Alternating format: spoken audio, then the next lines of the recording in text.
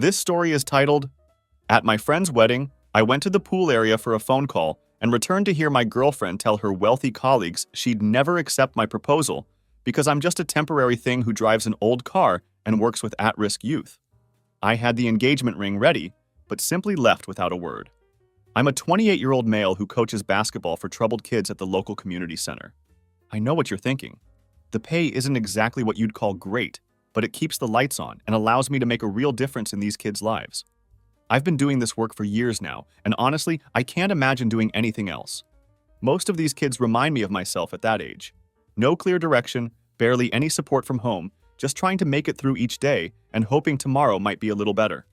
There's this one kid I coached back when I first started at the center. Against all odds, he made it all the way to the NBA. We still keep in touch regularly, and every now and then he'll send me a text that says something like, "Couldn't have done it without you, coach." Messages like that are what keep you going when the paycheck definitely doesn't. Now, my backstory isn't exactly what you'd call heartwarming. My dad checked out when I was 8 years old, just disappeared one day and never looked back. After that, my mom fell into some seriously bad situations, and I ended up bouncing around foster homes until I turned 19. I spent almost a year after that living in my beat-up Chevy Silverado, the same truck I had busted my ass working at a mechanic shop throughout high school to afford. That truck was a complete piece of junk, held together by duct tape and prayers, but I had paid for it myself, which meant it represented something important to me. Then there was my girlfriend, Victoria. She's a 26-year-old woman, and we had been together for 2 years when all of this went down. We met at some charity basketball event where her father's law firm was throwing money around to look good in the community. She works there too, though everyone in town knows that Morrison, her dad, simply handed her the job without her having to earn it like everyone else. This girl has never known what it's like to check her bank account before buying something or worry about whether she can afford groceries that week. "You're like this rough diamond I found," she told me once, looking at me with this expression that I thought was love, but now realize was probably more like fascination. So authentic and real. The way she said it made me feel like I was some kind of exhibit at a museum of regular people, something exotic and interesting for her to study and show off to her friends. But damn, despite all the red flags I should have seen, I fell hard for her anyway. I loved the way she'd light up when I picked her up for dates, how she'd actually seem to listen when I told her stories about the kids I coach, and how she'd curl up next to me at night like she belonged there. For the first time in my life, I felt like maybe I actually belonged somewhere. Like I had found my place in the world with someone who cared about me. My assistant coach and best friend Casey, a 29-year-old woman who has been my ride or die for about a decade, would constantly try to warn me about Victoria. "You're being way too nice to her," Casey would tell me with that blunt honesty that only true friends can get away with. "That princess has never worked for anything in her life, and she doesn't appreciate what she has with you." Casey and I met in community college, both of us hustling on scholarships and working multiple jobs to make ends meet. She's basically like a sister to me. She calls me out on my bullshit when I need to hear it, but she also has my back no matter what happens. She's also the funniest person I know, with this ability to drop savage comebacks that can make even the moodiest teenagers laugh during practice. "Just because she wears expensive shoes doesn't mean she's better than you," Casey would say whenever she saw me getting a little too caught up in Victoria's world. "Remember, you're the catch here, not her." I'd always laugh it off when she said things like that. But deep down, I knew she was absolutely right about the dynamic between Victoria and me. Still, despite Casey's warnings, I had been saving up for an engagement ring for the past 8 months. Even though Victoria was clearly used to much better and more expensive things than I could afford, I wanted to give her something honest and meaningful. I had put away 4 months' salary, just like all the advice articles say you're supposed to do when you're planning to propose. I kept the ring hidden in my sock drawer, waiting for what felt like the perfect moment to pop the question. Victoria had been dropping hints about our future together more and more frequently. She'd show me pictures of houses and neighborhoods that I could never afford in a million years, make casual comments about her biological clock ticking, and ask seemingly innocent questions about what our kids might look like someday. "You think I'd be a good dad?" I asked her one night as we were lying in bed after she'd spent the evening scrolling through family photos on social media. "The best," she said without hesitation, turning to look at me with what seemed like genuine warmth. "You're so incredible with all those kids you coach at the center. Our kids would be so lucky to have you as their father." The phrase, "our kids," rattled around in my head for days after that conversation. I started seriously planning to propose at my buddy Marcus's engagement party, thinking it would be really cool to celebrate two couples starting their futures together at the same event. Yeah, well, about that plan. Marcus's engagement party was held at this incredibly fancy rooftop bar downtown.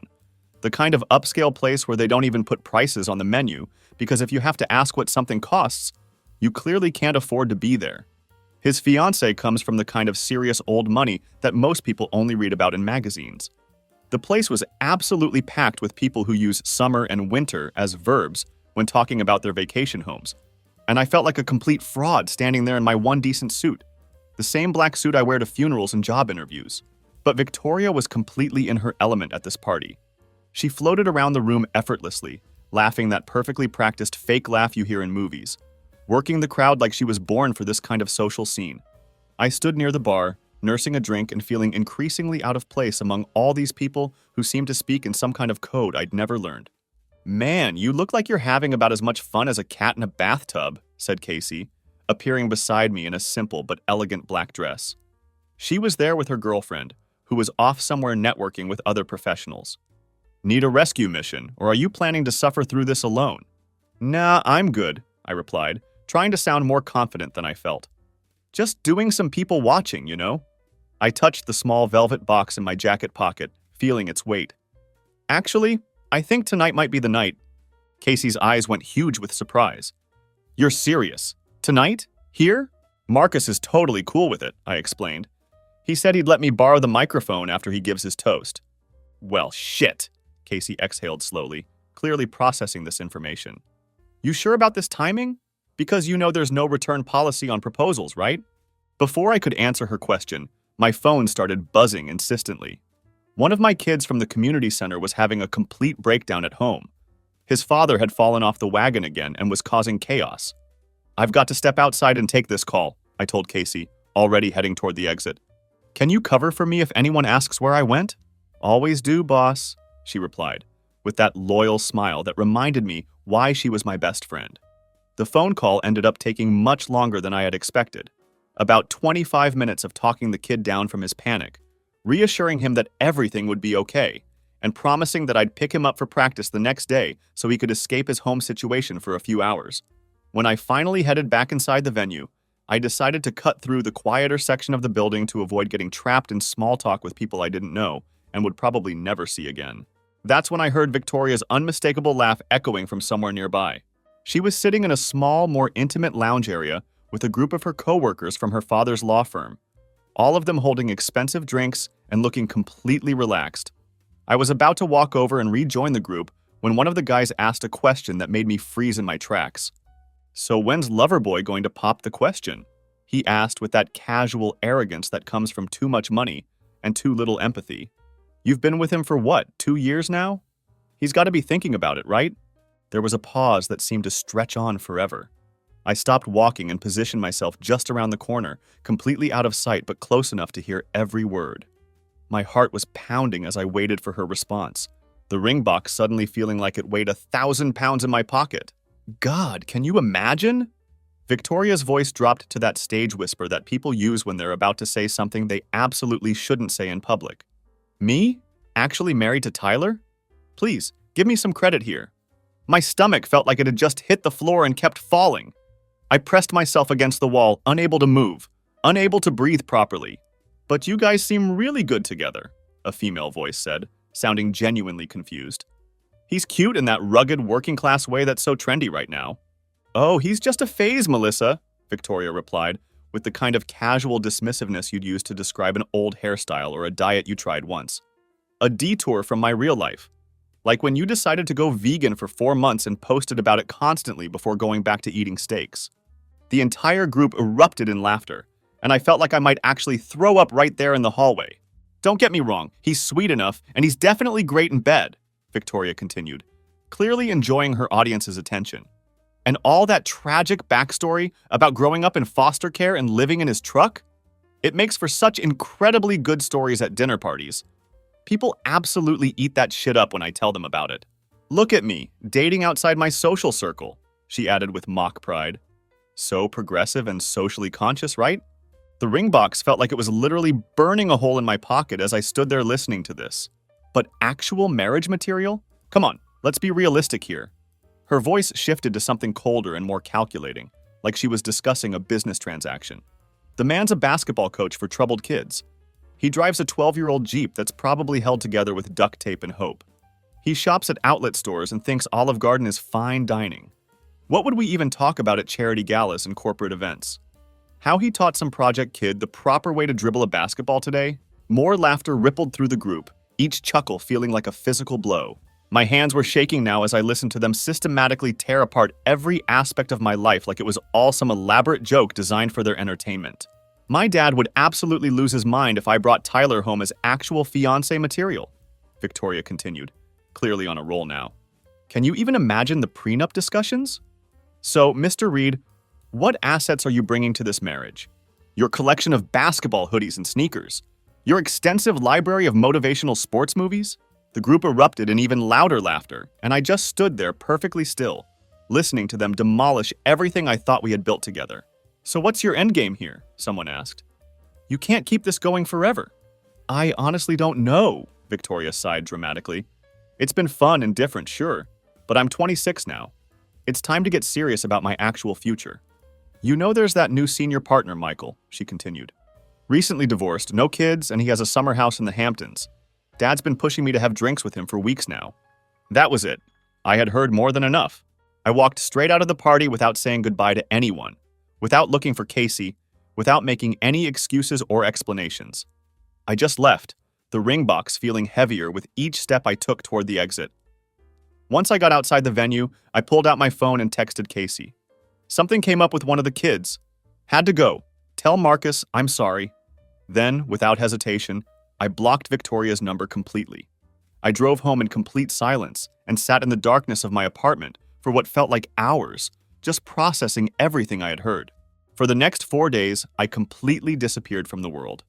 I shut off all my social media accounts, told the community center that I needed some personal time, and basically disconnected from everything and everyone. The only person I talked to during this period was Casey, who showed up at my door the morning after the party, carrying a large pizza and wearing the kind of determined expression that meant she wasn't leaving until she got answers. What the hell happened last night? She asked, pushing past me into the apartment without waiting for an invitation. You look like absolute garbage, and that's me being generous. I told her everything. Every single word I had overheard, every cruel laugh, every dismissive comment about my background and my life. Casey listened without interrupting even once, which, if you know Casey at all, is basically like seeing Bigfoot riding a unicorn through your living room. That freaking snake, was all she said when I finally finished telling the story. Then she immediately grabbed her phone with fire in her eyes. I'm calling her right now and giving her a piece of my mind. I gently took the phone from her hand before she could dial. No, I'm done. Just completely done with all of this. What do you mean you're done? She asked, clearly frustrated with my calm response. I mean, I'm not engaging with her, not fighting about it, not explaining myself, and not giving her the satisfaction of seeing how much she hurt me, I replied. I'm just gone from her life permanently. Casey looked at me for a long moment, studying my face, then nodded slowly with what looked like respect. Ghost protocol. I can respect that approach. By day 5, my phone was absolutely blowing up with texts and calls from random numbers I didn't recognize. Victoria was clearly trying to reach me after realizing that I had blocked her main number. She even went so far as to email my work account with increasingly desperate messages. Tyler, please talk to me. Why did you leave the party so suddenly? Why aren't you answering any of my calls? This isn't like you at all. I deleted every single message without responding to any of them. On day 6, she actually showed up at my apartment building. I watched through the peephole as she knocked frantically on my door, called my name repeatedly, and eventually sat down in the hallway crying for what must have been hours. I turned up the volume on my TV and let her sit there until she finally gave up and left around 3 hours later. Ice cold, Reed, Casey said when I told her about it later. Absolutely ice cold. The thing is, I'm not trying to be cold, I explained to her. I just genuinely don't have anything to say to her anymore. Hey, I'm Team Tyler all the way, Casey replied with obvious satisfaction. She showed her true colors, so fuck her and the designer horse she rode in on. The way Casey said it, you could tell she had been holding those exact words back for the entire 2 years I had been with Victoria. She was just waiting for the moment when she could finally let loose without me automatically jumping to Victoria's defense. There was this look of pure satisfaction on her face, like she had been dying to say exactly that to my face since day one. But honestly, I'm never bothered by Casey's bluntness. She's always been straight with me, even when it wasn't what I wanted to hear. I was just starting to feel like maybe I could actually move on from this whole mess and rebuild my life when, on day 8, I came home from a quick grocery run to find something pinned to my apartment door. It was an ultrasound picture with a handwritten note attached. "We need to talk. I'm 9 weeks along. Please call me." For a moment, I felt like the floor had completely dropped out from under me. A baby? Was this actually real? I stood there in the hallway with grocery bags cutting into my fingers, staring at that grainy black and white image that supposedly showed our child. Then I did the math in my head. 9 weeks would put the conception date around the end of April. But Victoria had been in Atlanta for that entire week attending a law conference. I remembered it clearly because I had driven her to the airport myself and picked her up when she returned. I took the ultrasound picture and note down from my door, went inside my apartment, and finally decided to call her back. This was the first time I had spoken to Victoria since the night of the party. "Thank God," she answered immediately, her voice filled with what sounded like genuine relief. "Tyler, I've been so worried about you. I didn't know what happened or where you went." "The ultrasound," I said, cutting straight to the point. "Is it real?" "Of course it's real," she replied, sounding almost offended that I would question it. "I wouldn't lie about something like that. I'm pregnant, Tyler. We're going to have a baby together." "When exactly did this happen?" I asked, keeping my voice carefully neutral. "Because according to this ultrasound, you got pregnant when you were in Atlanta for that conference in April." There was a solid second of complete silence on the other end of the line. That's just an estimate," she finally stammered. "The doctor said it could be anywhere from 7 to 11 weeks, so the timing isn't exact." "Right," I said, my voice remaining weirdly calm despite everything. "Well, regardless of the timing, it's none of my business anyway." "What do you mean it's none of your business?" she asked, her voice rising with panic. "If I'm pregnant, it's very much your business. You're the father." "See, that's the thing," I replied. "You made it pretty clear at Marcus's party that I'm just a phase in your life. Not marriage material, remember? What were your exact words?" "Oh, right, a detour. So whatever's going on with you now, that's your problem to figure out, not mine." More silence, followed by what sounded like a choked sob. "You heard that conversation?" "Oh my God, Tyler, I didn't mean any of it," she said, her words coming out in a rush. "I was just trying to fit in with those people. You know how they are. It was all an act." "No, Victoria, I don't know how those people are," I replied evenly. "I'm just a basketball coach for troubled kids, remember? What would I know about your world and the way your people think?" "Please, can we talk about this in person?" she begged. "I have something important to show you, something that will prove how I really feel about you and our relationship." I could have just hung up on her right then and there. But part of me needed closure, needed to understand how someone could fake feelings for that long, and that convincingly. Plus, I figured I should probably get the whole pregnancy situation figured out face to face, even though the timing made absolutely no sense. So, against my better judgment, I agreed to meet her at a neutral coffee shop the next day. It was a public place where I could easily walk away if things went south.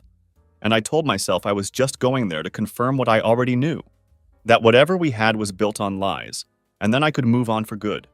Victoria was already there when I arrived at the coffee shop, looking nothing like her usual polished self. Her hair was pulled back messily, she was wearing minimal makeup, and she had on jeans and a simple sweater instead of her usual designer outfits. "Thank you for coming," she said, pushing a mug of coffee toward me across the small table. "I got you black coffee with 3 sugars, just the way you like it." I didn't touch the coffee. "You said you had something to show me," I said, wanting to get this over with as quickly as possible. She reached into her bag and pulled out a leather-bound journal, the kind that looks expensive and well-used. "I've been keeping this for the past year," she said, opening it to a page marked with a bookmark. "I want you to read some of the entries so you can understand how I really feel." She slid the journal across the table to me, open to a specific page. The handwriting was neat and feminine, clearly hers. "May 18th, I read aloud. "Tyler and I watched some movie with a cute family scene tonight. He mentioned how he'd want to coach his own kids someday. The way he talked about it wasn't if, but when. I've always told everyone that kids would derail my career path. But tonight, I caught myself imagining a little boy with Tyler's laugh learning to dribble, or a stubborn little girl with his patience. For the first time ever, the idea of being someone's mom doesn't terrify me. What is this man doing to me? Dad would lose his mind if he knew I was daydreaming about baby names instead of making partner by 36. I flipped through more pages, scanning entries about our dates, my work with the kids at the center, plans for trips we might take together, ideas about a future house. All of it was written in the same handwriting, and all of it painted a picture of someone who was deeply in love and genuinely invested in our relationship. I have never shown this to anyone, Victoria said quietly, her voice barely above a whisper. Not my friends, not my therapist, not anyone. This is the real me, Tyler. This is who I am when nobody else is watching, not what you heard at that party. I closed the journal and pushed it back toward her across the table. Why would you say those things if you didn't mean them? I asked. Because I'm a coward, she replied, her voice cracking with emotion. Because I've spent my whole life trying to be what my father wants me to be, trying to get approval from people who don't actually matter. Because those people at the firm and their opinions still matter to me, even though I hate myself for caring what they think. She wiped away a tear that was rolling down her cheek. What you heard was the old me, the me I'm trying not to be anymore. The journal is the real me, the person I am when I'm with you. I sat back in my chair, studying her face carefully. Something about this whole situation still felt off to me. And the ultrasound? She said quickly. It's real, Tyler. I'm pregnant, and we're going to have a baby together. The doctor must have gotten the dates wrong somehow. You know how these things can be imprecise sometimes? I didn't actually know how these things worked, but I nodded anyway. I need time to process all of this, I said finally. Of course, she said, reaching across the table for my hand. I pulled back subtly, and she pretended not to notice. Take all the time you need. Just don't shut me out completely, okay?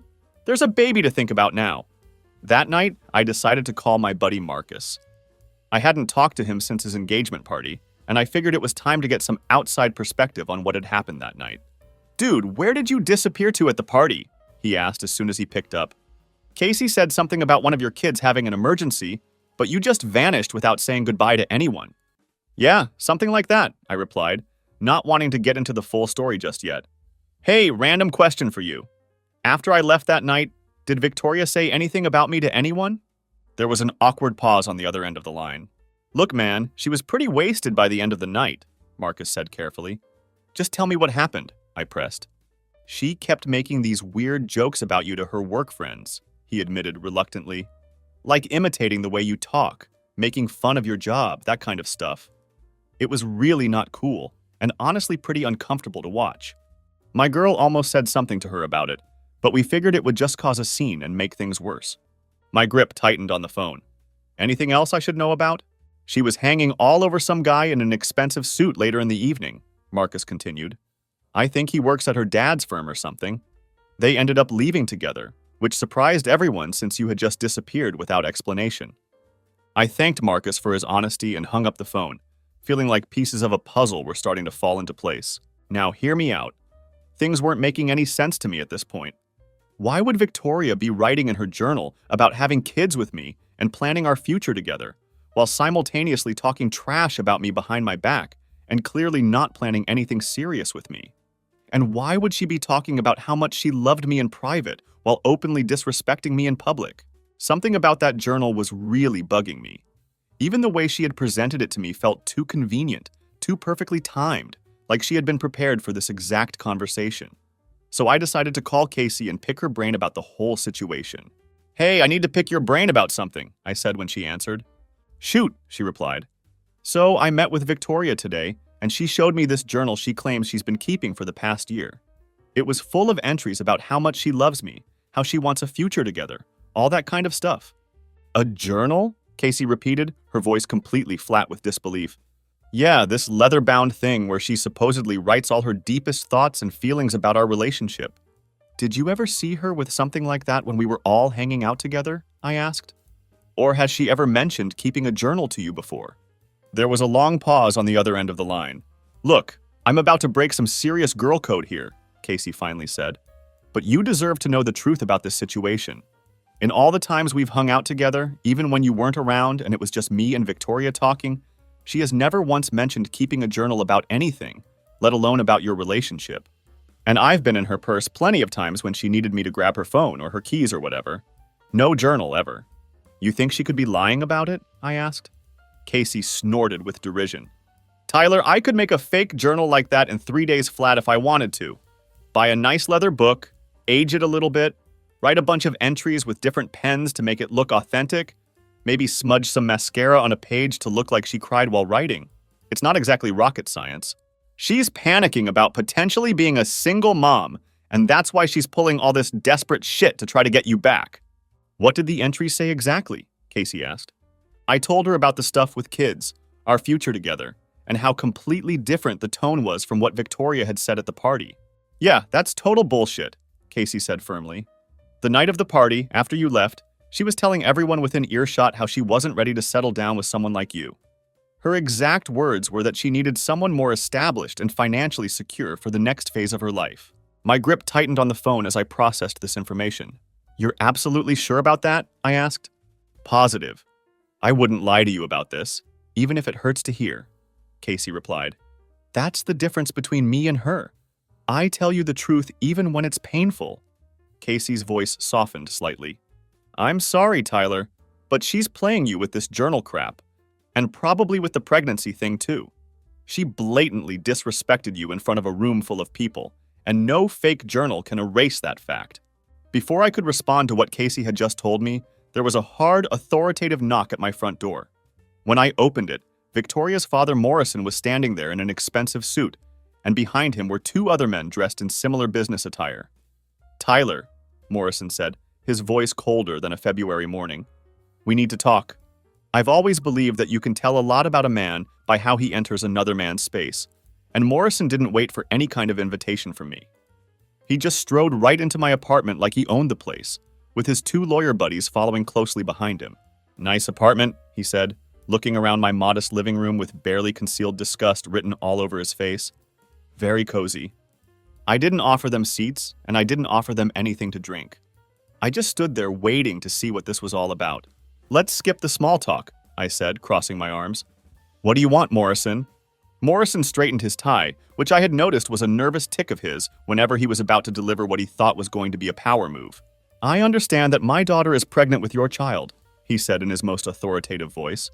I'm here to discuss how we're going to handle this situation moving forward. Situation? I repeated, leaning against the wall. That's an interesting way to describe what would be your grandchild.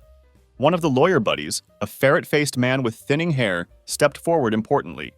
Mr. Morrison is simply concerned about the welfare of both his daughter and the unborn child, given your current financial circumstances. We thought it would be prudent to formalize support arrangements before things get complicated, the other lawyer chimed in smoothly. We've taken the liberty of drafting some preliminary paperwork, the first one continued.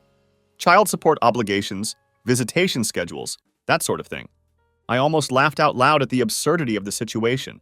And what happens if I don't sign whatever papers you've brought? Then things could get rather uncomfortable for you, Morrison said, his voice dropping to a more threatening tone. Custody battles can be extremely expensive, and legal fees have a way of adding up very quickly. Your modest coaching salary might not stretch very far in a prolonged legal dispute. Not to mention, the ferret-faced lawyer added with a thin smile, these matters can sometimes affect employment opportunities. Background checks for those working with children are quite thorough these days, and any hint of legal difficulties could raise some serious red flags with employers. The threat was crystal clear, and they weren't even trying to be subtle about it. You wouldn't want this situation to ruin what little you've managed to build for yourself? Morrison said, almost sympathetically. My daughter, for reasons I cannot fathom, seems to genuinely care for you. She wants you to be involved in the child's life, and we're simply trying to establish parameters that work for everyone involved. Parameters? I nodded slowly, processing what they were trying to do. Right, I see. I walked into my kitchen and came back with a glass of water for myself. I didn't offer them any. Here's my parameter, I said calmly. Paternity test before anything else happens. No negotiation on that point. Morrison's face immediately reddened with anger. That's insulting to my daughter's character and integrity. No more insulting than you 3 showing up at my door with thinly veiled threats about ruining my career, I replied evenly. Paternity test or there's no conversation to be had here. You can't seriously think that Victoria would, Morrison began. 9 weeks, I cut him off before he could finish. That's what the ultrasound says, right? 9 weeks ago, your daughter was in Atlanta for a law conference. I have the plane ticket receipt in my email, and I drove her to the airport myself. That statement landed in the room like a brick through a window. Morrison's eyes narrowed dangerously. What exactly are you implying? Furthermore, I continued, ignoring his question, I have evidence suggesting that the baby might actually belong to someone else. A colleague of yours, actually. At that exact moment, the front door opened and Casey walked in, with perfect timing as always. Oh shit, it's a lawyer convention, she said cheerfully, dropping her bag on the counter. Did I miss the free pens and legal notepads? This is a private conversation, the ferret-faced lawyer said stiffly. No, it's really not, Casey replied, making herself comfortable on my couch. See, I'm Tyler's counsel in this matter. You're an attorney? The other lawyer asked skeptically. Nope, just a random woman who doesn't like seeing good men get screwed over by rich assholes, she said with a sweet smile. No offense intended, of course. Morrison looked like he might actually have a stroke right there in my living room. Listen here, he began angrily. No, you listen, I interrupted before he could get going. Here's exactly what's going to happen. Victoria will take a paternity test to determine who the actual father is. If, and that's a massive if, the baby turns out to be mine, then we can discuss reasonable arrangements. Until then, there's absolutely nothing to talk about. And if we refuse to cooperate, Morrison challenged, then I go public with what your daughter said about me at that engagement party, I replied calmly. Plus some other interesting texts and conversations I've kept from our relationship. It was mostly a bluff, but they didn't know that. I wonder how the partners at your firm would feel about Victoria's colorful descriptions of people's backgrounds and financial situations. Pretty discriminatory language, really. Not exactly a great look for a prestigious law firm in this day and age. Morrison's jaw clenched tightly, and I could see him calculating the potential damage to his reputation. The second lawyer whispered something urgently in Morrison's ear. Fine, Morrison finally said through gritted teeth. A paternity test, but it will be conducted discreetly at our family doctor's office. Absolutely not, Casey jumped in immediately. Independent lab, separate appointments for everyone involved. Unless you guys want to try to fabricate results too. I shot Casey a look, but she just shrugged unapologetically.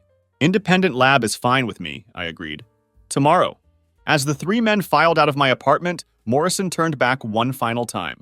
If you are the father, Tyler, he said with cold certainty, make no mistake about it. You will do right by my daughter. After they left, Casey let out a low whistle of admiration. Man, I wish I had recorded that whole thing, she said. You were so calm and collected that I could practically see the ice flowing through your veins. Just playing the long game, I replied, suddenly feeling completely exhausted by everything. Always have. The paternity test results came back exactly as I had expected them to. I was sitting on my couch when the email notification came through on my phone, and I just stared at the results for a long while. 0% chance that I was the father of Victoria's baby. I felt weirdly empty rather than victorious when I read those results. Here I was, vindicated and proven right about everything. But mostly I just felt drained. 2 years of my life had been spent with someone who saw me as nothing more than a novelty, a phase, a stepping stone to whatever she actually wanted from life. That same day, Morrison called me directly. No lawyers this time, just him. I'd like to meet, he said without any introduction, his voice sounding different than usual, tired and defeated. Alone, no lawyers, no Victoria, just the two of us. We arranged to meet at a park downtown neutral territory where we could talk without any distractions or interruptions. When I arrived, Morrison looked significantly older than I remembered him being. The lines in his face seemed deeper, and he had the appearance of a man who had aged several years in just a few days. Victoria confirmed it, he said as soon as I sat down on the bench beside him. The father is a man named Nathan Peterson, a junior partner at the firm. They had what she's calling a liaison after your friend's engagement party. I almost laughed at the irony of it all. That's funny, I said. She was calling him a senior partner when she was talking about him at the party. I guess even her lies come with automatic job title upgrades. I owe you a sincere apology, Tyler, Morrison continued, which genuinely surprised me. I came into your home and threatened you based entirely on my daughter's lie. That was completely wrong of me, and I recognize that now. Yes, it was wrong, I agreed. In my defense, I believed her because she's my daughter, he said, rubbing his temples like he had a massive headache. Though at the moment, I'm finding that relationship hard to remember or understand. What happens now? I asked, not because I particularly cared about their family drama, but because I wanted some kind of closure to this whole mess. Nathan has been asked to resign from the firm, effective immediately, Morrison replied with a heavy sigh. The firm simply can't afford this kind of scandal, especially given the circumstances. Morrison paused for a moment, looking out at a basketball game happening on the court in front of us. As for Victoria, she'll have financial support and other assistance, but there will be serious consequences for her actions and the lies she told. We sat in silence for a moment, just watching the kids play basketball and listening to the sounds of the city around us. You know, Morrison said finally, I never understood what she saw in you. No offense intended. None taken, I replied honestly. But seeing how you've handled this entire situation with dignity and restraint, never losing your temper or trying to get revenge, I think perhaps I was the one who misunderstood what kind of man you are. He extended his hand toward me, and I could see that this was genuinely difficult for him. I truly am sorry for the part I played in this mess, Tyler. I shook his hand briefly. Take care of your daughter, Morrison, and take care of your grandchild. That's what matters now. And what will you do? He asked as I stood up to leave. Move on with my life, I said simply. Live my life the way I was meant to. And that's exactly what I did. That conversation with Morrison happened just 7 weeks ago, and the fallout for Victoria was swift and absolutely brutal. According to Marcus, who's still close with his girlfriend's cousin who works at Morrison's law firm, Morrison didn't just ask Nathan to resign from his position. He completely cut Victoria off financially as well. Apparently, the paternity test fiasco was the absolute last straw, after years of Morrison cleaning up Victoria's various messes and bailing her out of problems. The law firm had already been dealing with some serious public relations issues, and Morrison couldn't risk his daughter's drama becoming public knowledge and damaging the firm's reputation even further. Dude, she got evicted from her fancy downtown apartment, Marcus told me over beers last weekend. Morrison froze all her bank accounts and took back the car he had been paying for. He told people that she needed to experience real consequences for once in her privileged life. Word around town is that she had to move in with her mom's sister in that rundown part of the city, the same area that Morrison always looked down on and made jokes about. Talk about poetic justice, Marcus added with a shake of his head.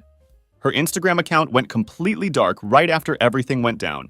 No more carefully filtered photos of expensive brunches, no more inspirational quotes about living your truth and following your dreams. And that guy Nathan didn't just quietly leave town. Morrison made sure he got blackballed from every decent law firm in the entire state. Turns out that the senior partner's loyalty was to protecting the firm's reputation, not to Victoria's flavor of the month junior associate. Nathan is now working some entry-level corporate job in Tulsa, sending child support checks that barely cover the cost of diapers and formula. As for me, I didn't wait around to see how all the dust would settle. I took that ring money I had been saving for months and put it down as a payment on a small commercial space near the community center.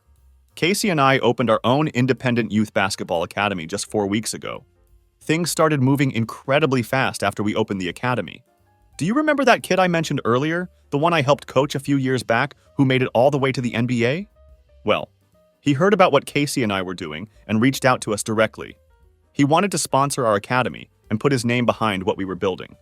Suddenly, we had legitimate funding, equipment donations from major sports companies, and media attention that we never could have imagined. It was like everything just fell into place perfectly. You know what I really like about you, Reed? Casey said yesterday as we were hanging the official sign above our front door. You never get mad and lash out at people. Instead, you get better and build something meaningful. I've been thinking about that observation a lot lately. How sometimes the absolute worst things that happen to us can end up pushing us in directions we never would have gone otherwise. Directions that turn out to be exactly where we needed to be all along. The day after our grand opening celebration, I decided to treat myself to something I had been eyeing for years, but never thought I could afford. I bought a brand new Jeep Wrangler, midnight blue, nothing too flashy or over the top, but completely reliable and dependable. Mine, paid for in full, no financing or monthly payments to worry about. It was the first new car I had ever owned in my entire life. After years and years of driving beat-up vehicles and constantly worrying about breakdowns and expensive repairs, it felt absolutely surreal to have that new car smell and an actual warranty that covered everything. We ran into Victoria last week at the grocery store, which was bound to happen eventually in a city this size.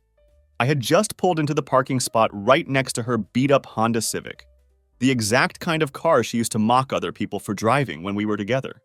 The irony of the situation wasn't lost on me as I stepped out of my brand new Jeep. Her eyes widened slightly as she took in my vehicle, then looked me up and down, taking in my Academy-branded polo shirt and decent jeans. The baby was strapped to her chest in one of those carrier contraptions, and she looked completely different from the polished, put-together woman I used to know. She tried to start a conversation with me, launching into some sob story about how her father had completely abandoned her, how nobody in town would hire her because of her last name and all the rumors floating around, and how she was struggling to make rent working as a waitress and living off tips.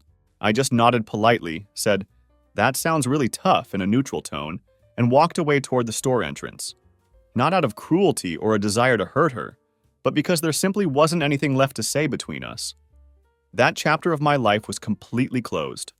"Cold as ice, Reed," Casey said as we loaded our groceries into my new Jeep a few minutes later. "You didn't even flinch when she was trying to get a reaction out of you." "Not cold," I corrected her. "Just done with all of that drama. Completely done." Later that evening, as we were setting up equipment for the next day's practice sessions, Casey asked me a question that made me think. "Do you ever wonder what might have happened if you hadn't overheard her that night at the party? Like, if you had proposed to her without knowing what she really thought?" I considered her question for a moment, imagining that alternate timeline. "Sometimes I think about it," I admitted. "But then I remember that the truth always finds a way to come out eventually. It's better to know who people really are sooner rather than later, even when it hurts." "Look at you, all wise and philosophical," Casey laughed. "Next thing I know, you'll be growing a beard and sitting cross-legged on a mountain dispensing life advice." "Nah," I grinned back at her. "Just a guy who finally figured out where he actually belongs in this world." Morrison called me yesterday, completely out of the blue. He wanted to meet for coffee, and said he had some kind of business proposition to discuss. I agreed to meet him, mostly out of curiosity about what he could possibly want now. "I've been watching what you're doing with this basketball academy," he said, looking distinctly uncomfortable sitting in the kind of coffee shop he would normally never set foot in. "What you've built is genuinely impressive." "Thanks," I replied, waiting to see where this was going.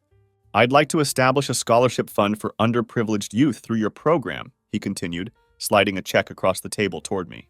When I saw the amount written on that check, my eyes widened considerably. It was more money than I had expected to see in one place for a very long time. "No strings attached to this," Morrison said. "No conditions, no expectations." "Why?" I asked, not touching the check yet. "What's your motivation here?" "Let's just say I'm re-evaluating some of my priorities in life," he replied, looking older and more tired than I had ever seen him, "and recognizing genuine value where I previously missed it completely." I picked up the check, not for myself, but for all the kids who could benefit from what this money could provide for the program. Word got around town very quickly about what had happened between Victoria, her father, and me. Not from me. I never said a single word about any of it publicly, but gossip travels at lightning speed in a place like this. Some of the parents from those same wealthy neighborhoods that Victoria used to run in started sending their kids to our academy. Turns out that even privileged folks can appreciate and respect someone who stands their ground with integrity when they're being attacked. "You're becoming a local legend, Reed," Casey told me yesterday with obvious amusement. "These suburban moms are all whispering about that basketball coach who had the guts to stand up to Morrison Parker and his daughter." "I'm not trying to be a legend," I replied. "I'm just trying to run a decent program and help kids.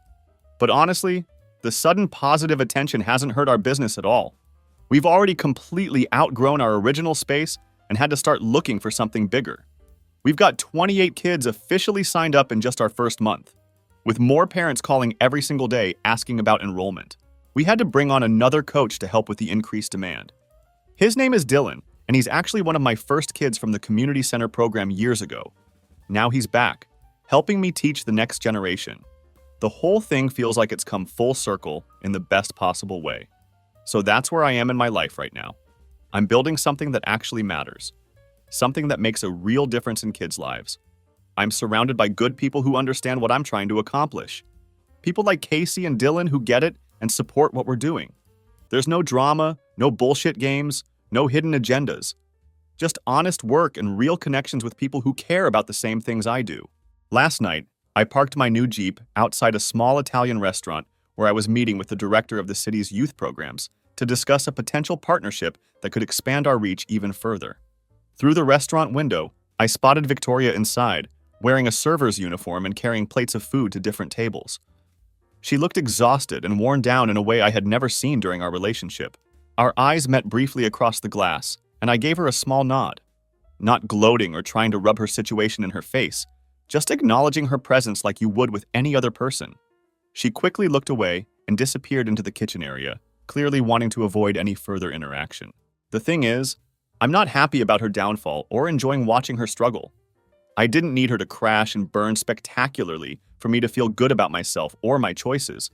But there is a certain symmetry to how our situations have completely reversed from where they were just a few months ago. She's now struggling to rebuild her life from absolutely nothing, which is something I've had to do my entire life, over and over again. The difference is that I never looked down on anyone else or treated people like they were beneath me while I was fighting to survive and build something better. Do I still think about Victoria sometimes? Of course I do, but not with anger or bitterness anymore. It's more like a distant recognition that some people come into your life specifically to show you exactly who you don't want to become, and maybe to help you understand who you really are underneath everything else. I heard through the local gossip network that she's genuinely trying to rebuild her life from scratch. She's living in a tiny studio apartment with the baby, working multiple jobs to make ends meet. Sometimes I see her walking to work in the early morning, looking tired but somehow more real and authentic than she ever did when she was wearing designer clothes and driving expensive cars. Part of me genuinely hopes she figures everything out and builds something meaningful for herself and her child. Not for her sake specifically, but for the baby's sake. That kid didn't ask to be born into all this drama and family dysfunction. And every child deserves a chance at a stable, loving home. I think about that engagement ring sometimes too. The one that sat hidden in my sock drawer for months while I saved up money from my modest paycheck, planning for a future that was never really going to happen. The one I almost gave to completely the wrong person at exactly the wrong time. It's funny how the universe seems to work sometimes. That money, which was supposed to represent my commitment to someone who saw me as temporary entertainment, ended up being the seed money that grew into the best thing that has ever happened to me professionally. One thing I know for certain now is that I'm completely done letting other people define my worth or determine how I see myself. Those kids at the academy see me for exactly who I really am. Not some romanticized version or some temporary phase, but the real me. Casey sees the real me and has always supported that person. Hell, even Morrison Parker sees me clearly now and respects what I've built. Most importantly, I finally see myself clearly too. I understand my own value and what I bring to the world, independent of anyone else's opinion or approval. Not bad for a guy who used to live in his truck and bounce between foster homes. Not bad at all. TLDR. My wealthy girlfriend called me just a phase at a party, claimed to be pregnant when I ghosted her, but the paternity test proved it wasn't mine. Her dad cut her off completely. I used my ring money to start a successful basketball academy, and now she's working as a waitress while I'm thriving. Sometimes the trash takes itself out.